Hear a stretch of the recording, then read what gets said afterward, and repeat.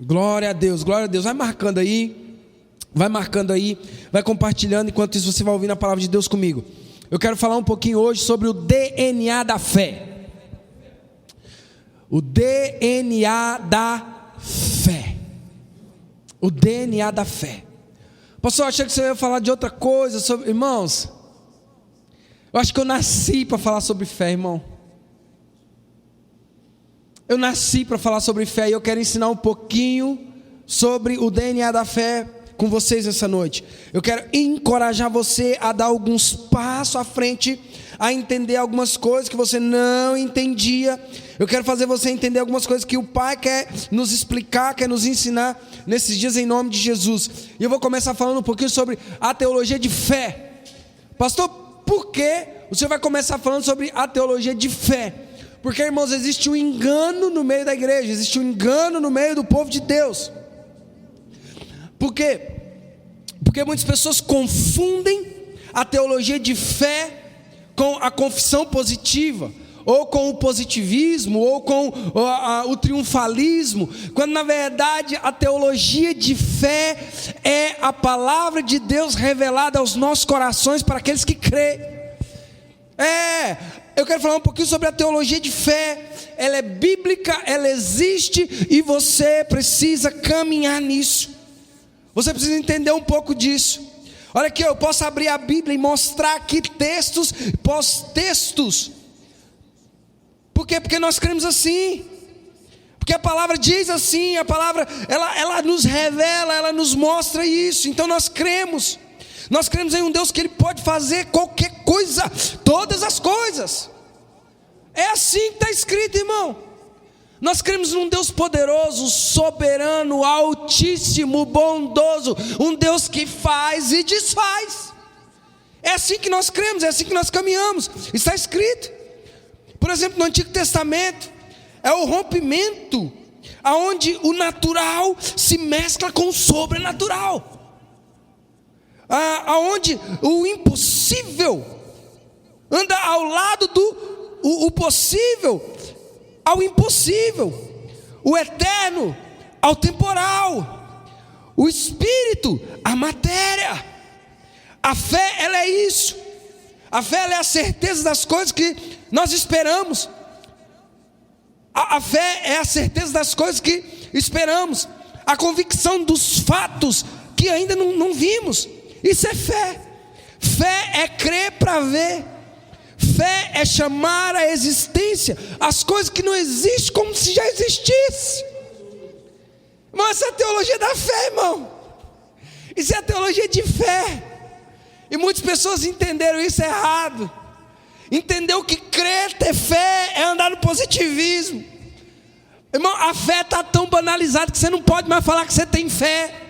Porque vem pregador do norte, do sul, isso aí é coisa da nova era, é coisa do anticristo. Você não pode mais confessar a palavra de Deus. Porque se você confessa a palavra de Deus dizendo que a Bíblia diz o que é, porque vem alguém aparecendo e falando assim, mas é porque isso aí é a teologia da confissão positiva, do positivismo. Não, a fé continua sendo a fé. A fé é trazer aquilo que não, a existência, aquilo que não existe, como que já existisse. A fé é isso. Para você ter noção, Abraão é chamado de pai da fé. Por quê, pastor? Porque ele creu. E isso foi lhe imputado por justiça. Quando ele creu, isso foi depositado para ele. Pois Hebreus 6, irmão, a partir do versículo 11 vai dizer assim, porque Deus é galardoador daqueles que o buscam. Quando Abraão creu, isso foi imputado nele como justiça. Por quê, pastor? Porque ele creu. Quando eu creio, é depositado em mim algo, irmão. Não é não, pastor, Não, pastor. Irmão, deixa eu dizer para você, Hebreus diz que ele é galardoador daqueles que o buscam. Existe uma recompensa para quem crê. É por isso que o diabo quer fazer de tudo para matar a sua fé. É por isso que a circunstância faz de tudo para matar a sua fé. porque a sua fé é o único mecanismo que te liga a Deus. Deus é espírito, importa que ele seja adorado em espírito. É por isso que o diabo todos os dias levanta barreiras, muros, para destruir a sua fé.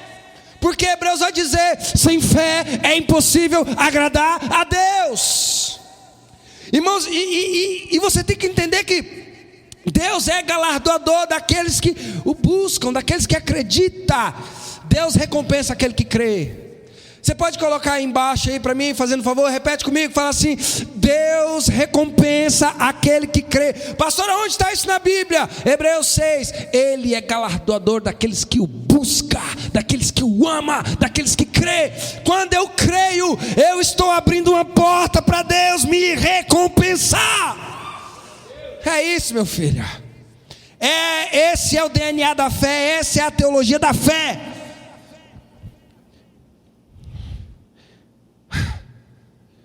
Ele recompensa quem crê.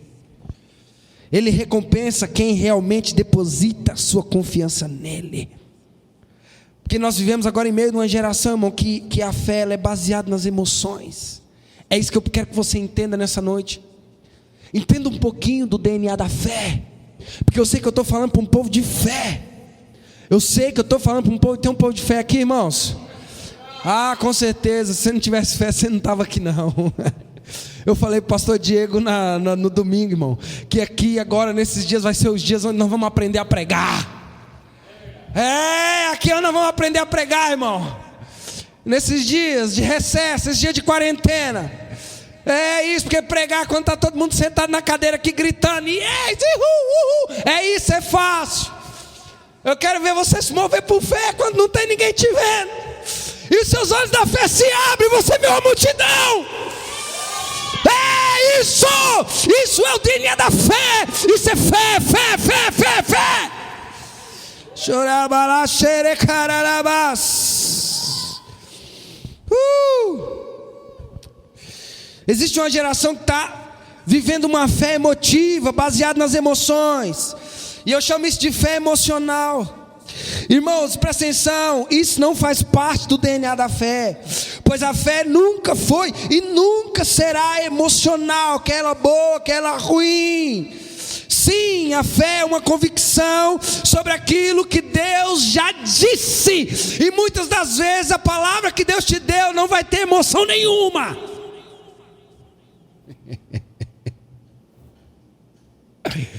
Sai da sua terra, do meio da sua parentela, vai para a terra que eu te mostrarei. Tem emoção nisso aí? Tem emoção nisso aí? A maioria das palavras que você vai receber não vai ter emoção nenhuma, mas é a palavra de Deus. Você tem que crer, ter convicção naquilo que Deus falou, porque a fé não é baseada em emoção, irmãos. Fé não se baseia no que eu sinto. A fé é aquilo que Deus diz que é. Se Deus falou, está falado. E eu creio, e porque eu creio, é imputada em mim justiça.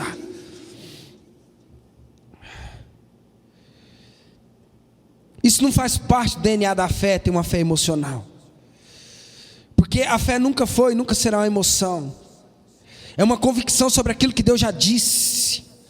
Ainda que o meu ser natural, humano, perecível, corrompido, não tenha visto absolutamente nada, não tenha tocado em nada, não tenha pegado em nada, a palavra de Deus continua sendo soberana, ela é. Isso é fé. Quando você coloca a palavra de Deus como soberania na sua vida, ainda que você não viu nada, não sentiu nada, não tocou nada, isso é fé. Isso é viver um romper da fé. Isso é entender um pouco do DNA da fé. Fé é crer no que Deus vai fazer, amém? Vou perguntar de novo aqui, ver se tem alguém aqui comigo. Aliás, vou falar de novo. Fé é crer naquilo que Deus vai fazer. Ele vai fazer ou não vai? Fé é crer no que Deus vai nos proteger, vai proteger a sua família. Fé é crer que Deus vai nos levar para o outro lado dessa crise nesses dias, em nome de Jesus. Às vezes Deus nos coloca em uma situação aonde você vai ter só a fé. Escuta o que eu vou te dizer. Deus vai nos colocar em situações, vai ter dias, momentos, períodos, que Deus vai nos colocar em situação que apenas a fé será suficiente. Um dia Jesus pega os discípulos, coloca eles num barco e diz assim: vai para o outro lado. No meio da caminhada, uma tempestade alcançou eles. Pastor, por que às vezes Deus nos manda para o meio da tempestade? Porque talvez o único meio de Deus provar a sua fé é no meio de uma tempestade. A única forma da sua fé ser totalmente colocada em prática são nesses momentos. Fé é você entender que Deus vai nos levar para o outro lado dessa crise. Então, a teologia de fé não é viver por vista, como Paulo ensina. Ele vai dizer assim: olha, porque nós não andamos por vistas, nós andamos por fé, disse o apóstolo Paulo. Porque Hebreus 10, no capítulo 10, no versículo 38, se eu não me engano, vai dizer assim: olha, mas o justo viverá pela fé. E não só Hebreus diz isso, mas você vai ler isso na Bíblia em vários lugares. Porque o justo viverá pela fé. E Hebreus vai dizer assim: ó, e se ele recuar, a minha alma não tem prazer nele. Cara, coloca aí embaixo aí, digita aí embaixo aí: Deus não tem prazer na alma que retrocede. Irmão, retroceder nunca foi da natureza de Deus.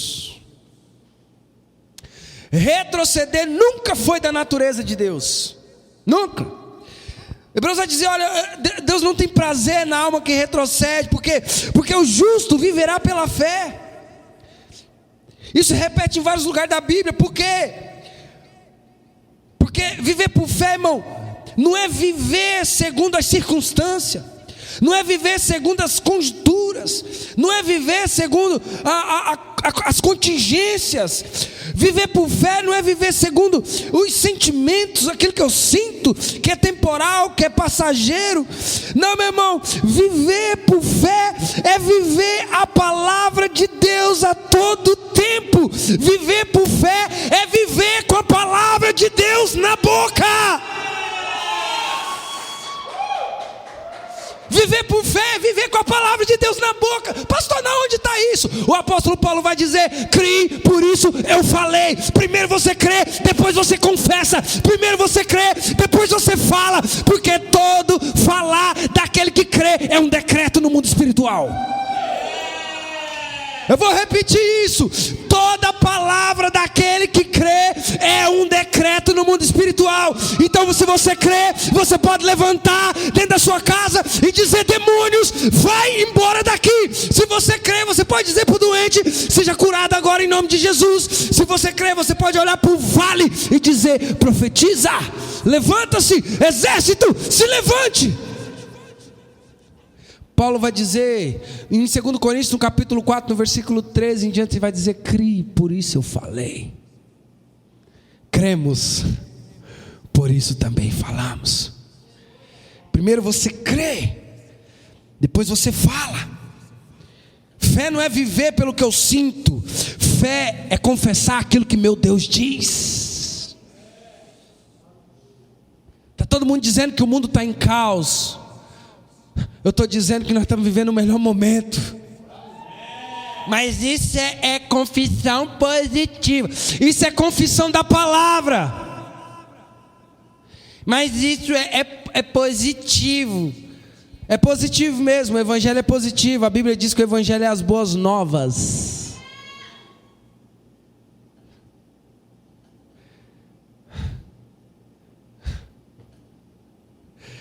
Mas não pode pastor dizer que vai ficar tudo bem. Sai fora, profeta do caos. Eu sou um profeta de Deus e eu estou aqui para dizer que a sua família vai ser abençoada. 1000 cairão ao seu lado, 10.000 à sua direita, mas você não será atingido. Porque viver por fé é ter sempre a palavra de Deus na boca. Olha que Paulo vai dizer, olha, crie, por isso eu falei. Não, um pouquinho antes. No capítulo 4, no versículo 13, ele vai dizer assim, ó: temos, portanto, o mesmo espírito de fé.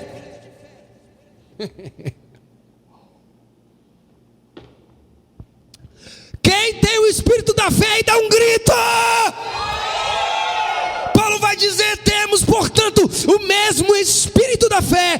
Eu criei, por isso eu falei. Eu creio no meu coração. Romanos 10 vai dizer, olha, se crer no seu coração e com a sua boca confessar. Crer, confessar. Crer, confessar. É porque assim, você só confessa aquilo que você crê. Se você crê que você é um derrotado, você vai ficar contando derrota. Se você crê que a sua casa é falida, você vai ficar contando só coisa falida. Mas se você crê que você é um vencedor, que você é um campeão, que você é mais que vencedor, você vai ter sempre uma palavra de fé na sua boca. Mas está morrendo, já pois está morrendo, mas tem muito vivendo também. Mas muita gente está sendo contagiada. Não, pois é, mas tem muita gente que não contagiou. Irmão, nunca olhe para o fracasso, irmão, nunca olhe para o fracasso. Olhe para aquilo que Deus está fazendo. Olhe para aquilo que Deus já fez. Deixa eu falar para você, não fica compartilhando porcaria não. Você é uma pessoa de fé. Quem é de fé não fica compartilhando coisa ruim não.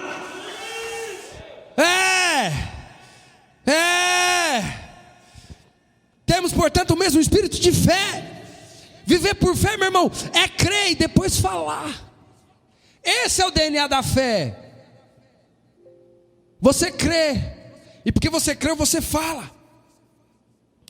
Como Jesus vai ensinar, né?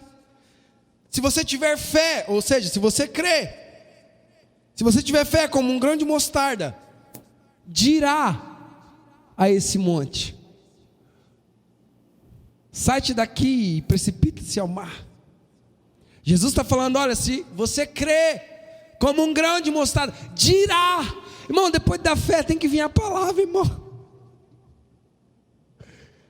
Depois da fé tem que vir a palavra. Porque crer é você basear aquilo que Deus falou e confessar aquilo que Deus está falando, aquilo que Deus está fazendo. Você pode marcar alguém aí, marca alguém aí, compartilha aí.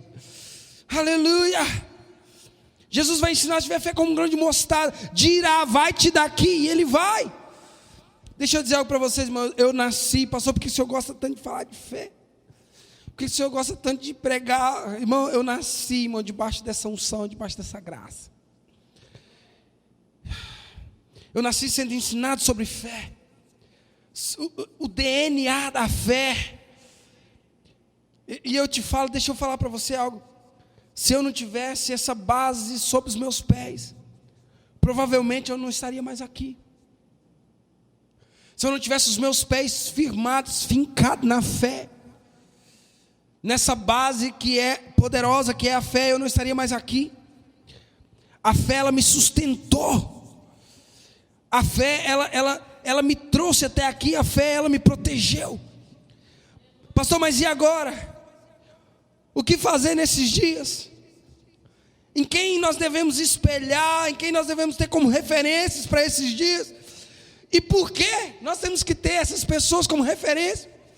E por que nós temos que olhar para elas? E por que, pastor? Deixa eu dizer para você, se você tiver que pegar alguém como referência nesses dias, e por que você tem que pegar elas como referência? Eu vou te explicar. Pegue Sadraque, Mesaque e Abednego. Nesses dias, olhe para Sadraque, Mesaque e Abednego. Tenha eles como uma referência de fé, porque eu estou falando sobre o DNA da fé. Eu estou ensinando você a caminhar naquilo que Deus falou, a caminhar naquilo que Deus diz. Eu estou ensinando você a caminhar naquilo que Deus tem decretado. Se você puder, na sua casa aí mesmo, abra comigo no capítulo 3 de Daniel. Versículo 13. Capítulo 3, 13. É possível pôr aqui, profeta?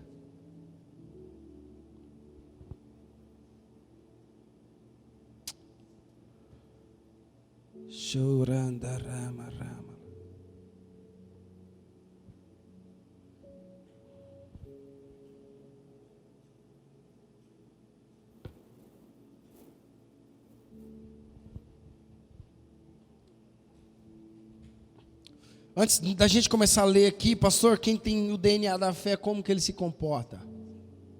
Como esses meninos se comportaram? Porque a fé, ela exige um comportamento. Se eu falo que eu creio, eu tenho que andar em cima daquilo que eu creio. O meu posicionamento, o mostrar da minha realidade, da minha vida, tem que ser em cima daquilo que eu creio. É por isso, irmãos, que eu não consigo pregar nada daquilo que eu não creio. Tem tanta coisa bonita, irmão, que poderia ser pregada aqui nesse altar, que faria as pessoas chorar, ia ser tão, mas, irmão, eu não creio, irmão. Eu não creio. E eu não consigo falar daquilo que eu não creio, eu não consigo viver daquilo que eu não creio. E antes da gente ler aqui um pouquinho, deixa eu falar para você. O rei Nabucodonosor fez um decreto no qual todos deveriam se prostrar diante o Deus que ele tinha feito, a estátua que ele tinha feito. Fosse ele homem, mulher, fosse ele criança, jovem. Quando tocasse os instrumentos, todos deveriam se ajoelhar, todos deveriam se prostrar diante daquele Deus falso. E no meio daquela multidão de pessoas havia 3 meninos, Sadraque, Mesaque e Abednego. Interessante, eu quero ler aqui com você, que logo da primeira vez que os instrumentos tocaram, todo mundo se abaixaram e eles não. Você conhece a história, você já leu. No momento em que os instrumentos tocam, todo mundo se abaixa. Olha quem tem o DNA da fé. Todo mundo se abaixa e eles ficam lá em pé. Pegaram ele, levaram até o rei e falaram: esses meninos aqui não se prostrou, não. Eu não sei se eles não ouviram direito o toque. Eu sei que eles não se prostraram, não. O rei Nabucodonosor tentando barganhar com eles, falou assim: ó, nós vamos tocar mais uma vez. Vou te dar mais uma chance, mais uma oportunidade.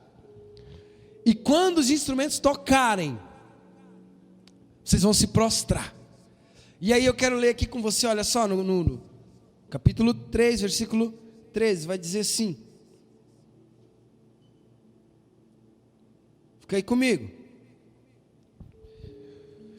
Então Nabucodonosor, com ira e furor, mandou trazer Sadraque, Mesaque e Abednego, e trouxeram a estes homens perante o rei. Falou Nabucodonosor e disse a eles: é de propósito, ó Sadraque, Mesaque e Abednego, que vós não servis aos meus deuses, nem adorais a estátua de ouro que eu levantei?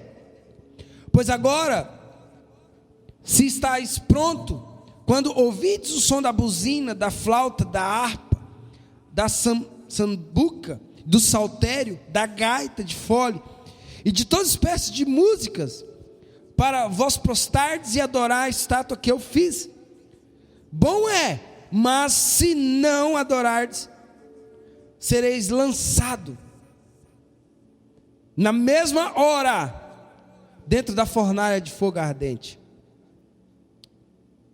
E é quem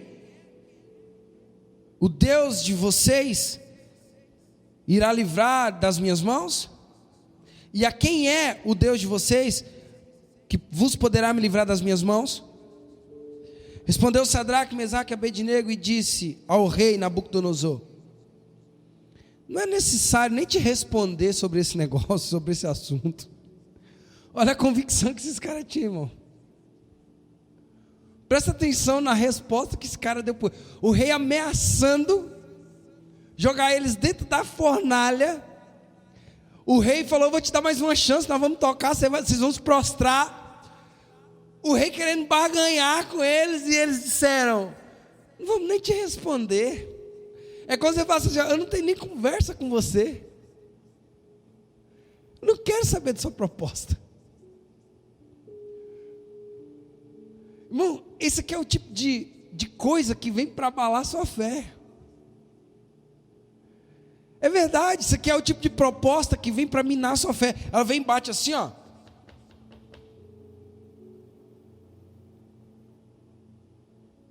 E aí?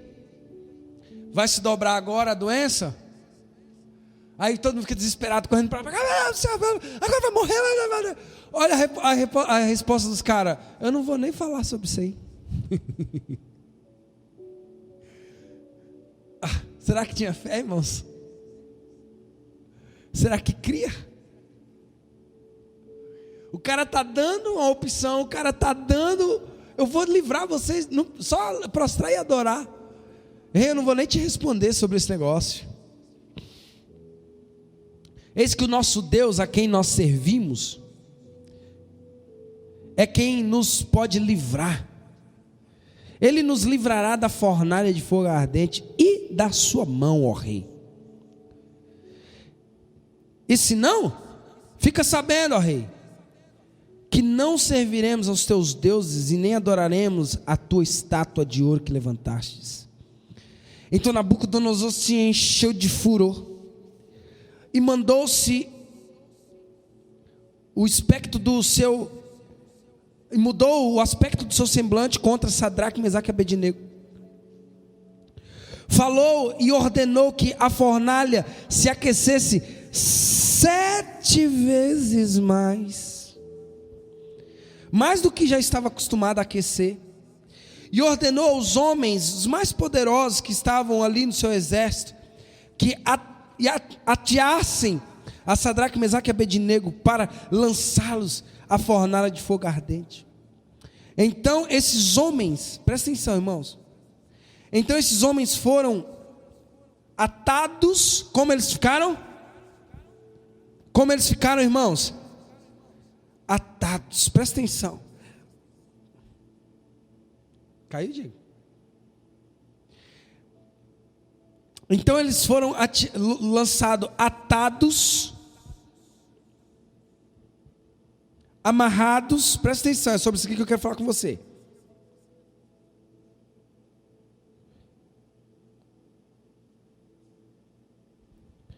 Vestidos com a sua capa, sua túnica e o seu chapéu e as demais roupas, e foram lançados dentro da fornalha de fogo ardente.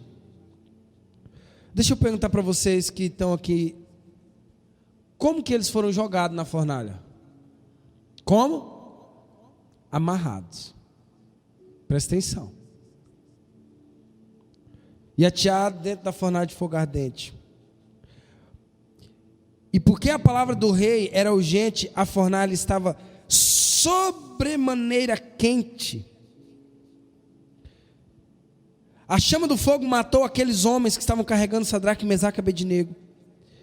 E esses 3 homens, Sadraque, Mesaque e Abednego, caíram atados, amarrados dentro da fornalha de fogo ardente. Então o rei Nabucodonosor se espantou. Ou seja, mudou seu semblante, mudou seu aspecto, se perturbou. E depressa falou, peraí, aos seus conselheiros, dizendo: nós não lançamos dentro do fogo 3 homens amarrados? Não está aqui, né? Não lançamos dentro do fogo 3 homens amarrados? Olha, você tem que prestar atenção aqui no detalhe do espanto do rei. Presta atenção. Olha o que foi o espanto do rei. Porque às vezes nós lemos esse texto aqui e passa muito batido isso aqui. Não lançamos dentro do fogo 3 homens atados? Responderam eles ao rei: é verdade, ó rei. Respondeu dizendo: eu, porém, vejo 4 homens. Aí nós lemos isso aqui, aí nós falamos assim: uau, o rei ficou espantado com o 4º homem. Irmãos, deixa eu falar para você, era muito comum essas aparições. Moisés chega, está na terra de Midian, a sarça começa a pegar fogo, sinal. Um anjo aparece para Manoá e fala com Manoá, pai de Sansão. O anjo do Senhor aparece para Maria, aparece para José. o anjo do Senhor, então, a mão escreve na parede. Nessa época, esse nível de aparição era comum, irmãos. Era normal, era comum isso aqui. Se você prestar bem atenção nas palavras do rei, o rei vai dizer assim, ó: não foram 3 homens que nós lançamos na fornalha, atados. Sim, rei, foram 3 homens. Aí ele diz assim, ó: pois é, mas eu estou vendo 4. Mas você vai entender o detalhe que ele vai descrever. Ele vai dizer, 4. Porém, eles estão soltos.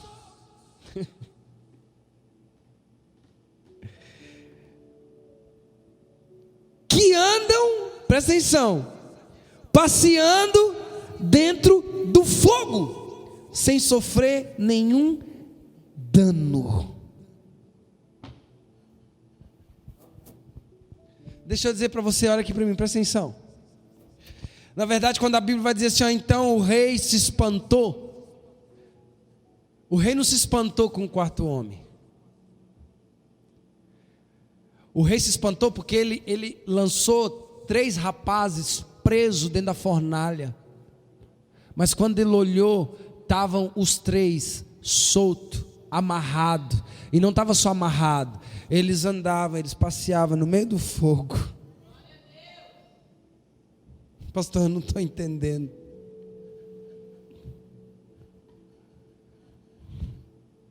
Posicionamento. Olha a forma que esses meninos se posicionou dentro da fornalha. E você tem que entender isso aqui, porque porém, o rei diz assim, ó: porém vejo 4 homens soltos que andam passeando dentro do fogo, sem sofrer nenhum dano. O problema, irmão, não é cair dentro da fornalha, o problema é como nós vamos ficar lá dentro. O problema não é passar um tempo de crise, um período de crise, o problema é como vamos nos posicionar dentro da crise. O problema não é se nós estamos dentro da fornalha ou não, o problema é o que vamos fazer dentro dessa fornalha que o mundo está vivendo hoje. O que você vai fazer? Vai sentar, vai chorar, vai reclamar, vai esperar o fogo te queimar? O que esses homens fizeram? O que esses meninos cheios de fé fizeram, irmão? Aqui a Bíblia está querendo dizer muito mais sobre o posicionamento do que sobre o 4º homem. O rei vai dizer assim, ó: eu vejo eles soltos e caminhando dentro do fogo. Está falando sobre atitude, sobre comportamento, sobre posicionamento. Qual é a sua atitude? Quais são as suas decisões a tomar agora? Primeiro, irmãos, mesmo que o rei jogue eles dentro do fogo, Deus irá livrar. Ele já falou lá atrás, ainda que nós caímos lá dentro, Deus vai nos livrar. Por quê? Porque uma pessoa que entendeu o DNA da fé, que tem o DNA da fé, não fica preso em lugar nenhum. Se pois o Filho do Homem vos libertar, sereis verdadeiramente livres. Deus não te fez para viver preso, Deus te fez para viver solto. Paulo vai dizer, aonde há o Espírito de Deus, aí há liberdade. Primeiro posicionamento: quem vive por fé, caminha por fé, não vive preso, vive solto. Se você está preso por alguma coisa, é porque você não caminha por fé.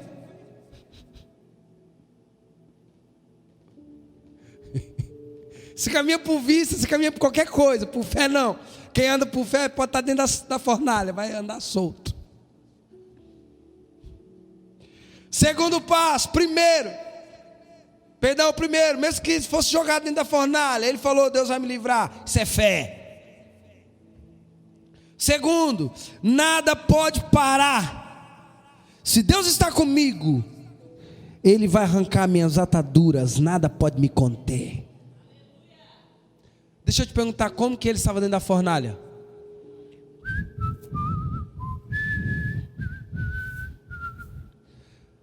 Tem gente que cai numa provinha de nada e já...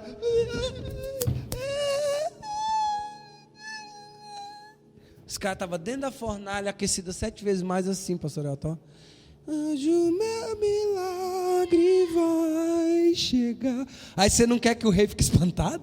O cara foi jogado preso, amarrado. Quando pensa, não, o cara está solto, andando e cantando. Irmão, não é sobre cair na fornalha, é sobre como se comportar dentro da fornalha.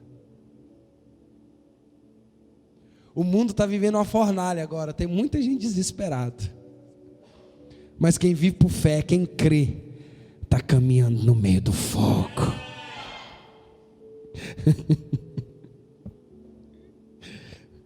Quem vive por fé está caminhando no meio do fogo. Porque, pastor, nada pode me parar. Se Deus está comigo, essas ataduras não podem me conter. Quais são as ataduras? Quais são as ataduras que insistem em querer te prender hoje?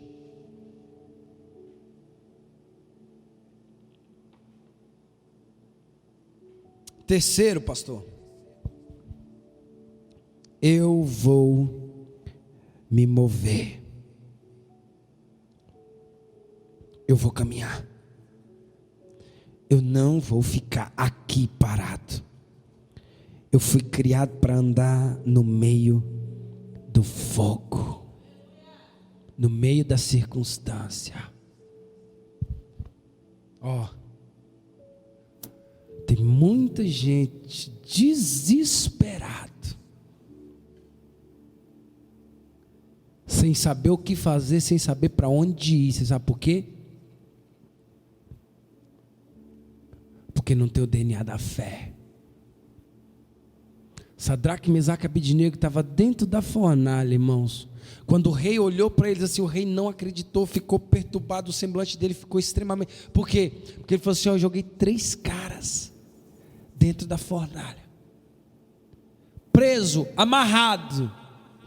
Eu vejo 4, e eles estão andando no meio do fogo. Deus te chamou para andar no meio do fogo. O pastor Diego pregou esses dias aqui, alguns domingos atrás, dizendo que Ruth foi criado para aquele tempo. Esther, perdão, foi criado para aquele tempo. E eu estou aqui hoje para dizer para você, você foi criado para caminhar dentro dessa fornalha.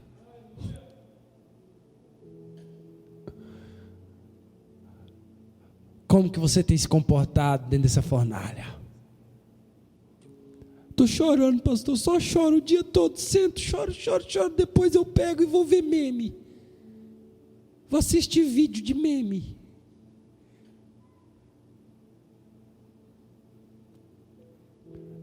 Deus está te convidando a caminhar no fogo.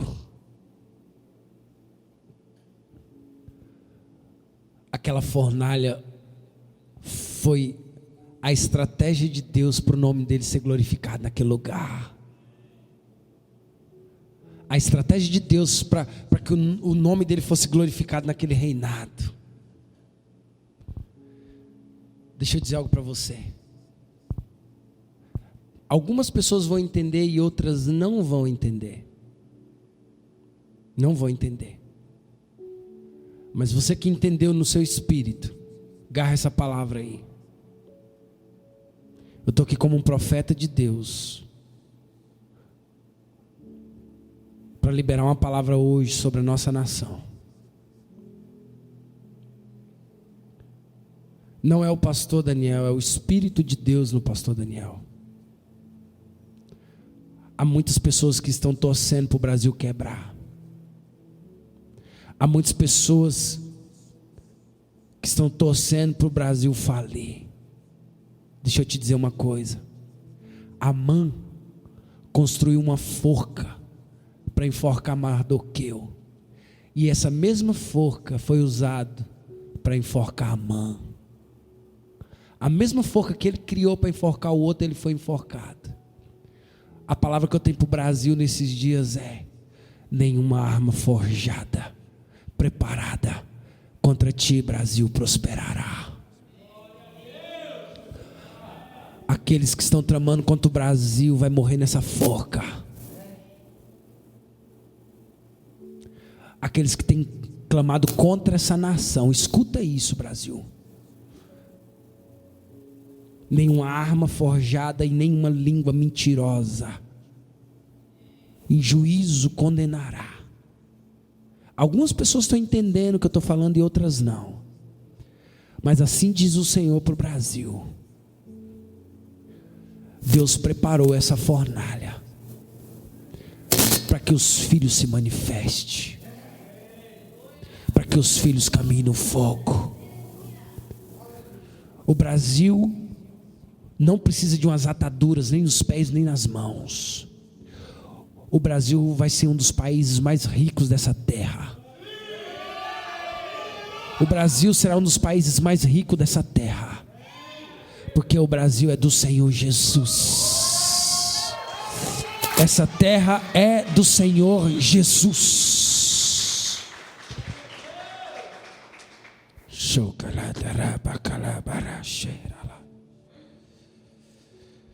Caminhe no meio do fogo. Caminhe no meio do fogo. Se Ele é com você e você tem o DNA da fé, caminhe no meio do fogo. Caminhe no meio do fogo. Não fica sentado chorando, esperando o fogo te queimar. Caminha no meio do fogo. Pastor, mas eu estou com medo da fornalha porque ela foi acesa 7 vezes mais. É porque a glória da segunda casa também é maior que a da primeira. É porque o fim é melhor do que o começo. É. Aleluia. Aleluia. Feche os seus olhos onde você está.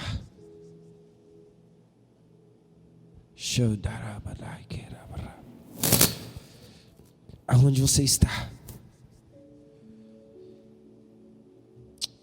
Oh,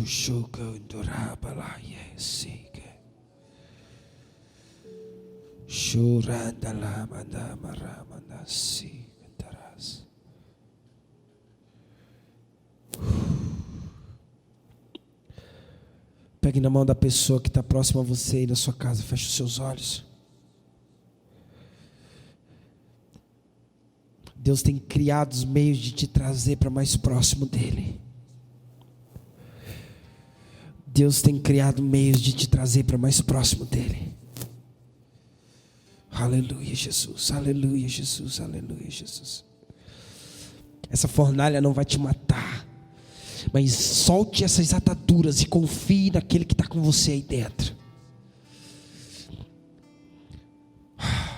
Muito ao contrário do que as pessoas, muitos preteristas estão dizendo, que agora é o fim, que agora acabou. Não, meu irmão, é só o começo. É o começo, é o começo, é o começo, é o começo. É só o começo. Aleluia. Feche os seus olhos.